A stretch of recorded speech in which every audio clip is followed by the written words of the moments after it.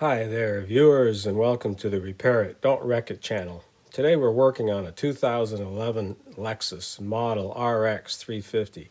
It's got the big 3.5 liter engine in it.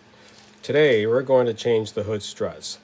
The existing set is worn out and the hood will not stay in the up position.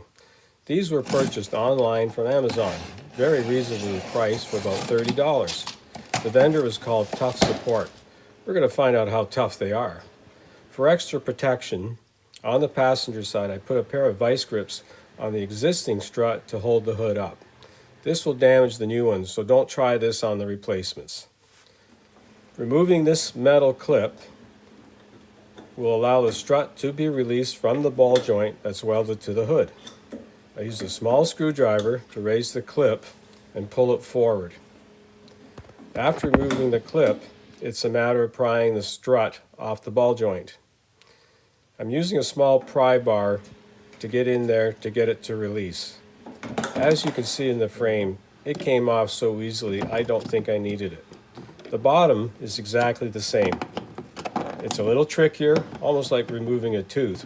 Not that I've done one before. For the lower one, I pried the clip up with the screwdriver and finished off with the needle nose pliers. Before installing the new strut, I put a dab of lithium grease on it. It wasn't on the factory struts, but it can't hurt. Installation is a simple matter of lining up the business end on the ball joint and pushing it in. The struts have the same connections at each end. Pay attention to the direction that they're installed. You can install them backwards or upside down. A little bit of grease and it's ready to be installed on the upper connection.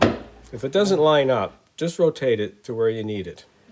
Next, the passenger side. Same routine.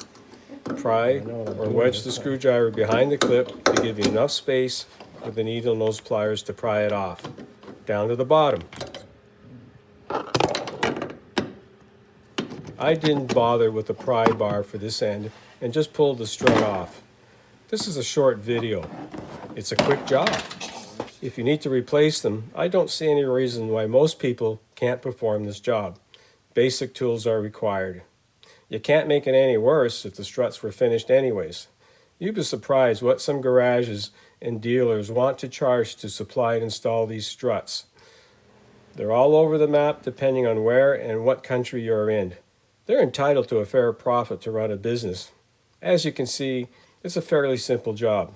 I hope you enjoyed the video. Please give me a thumbs up, subscribe to my channel, and as always, repair it, don't wreck it. Thanks for watching.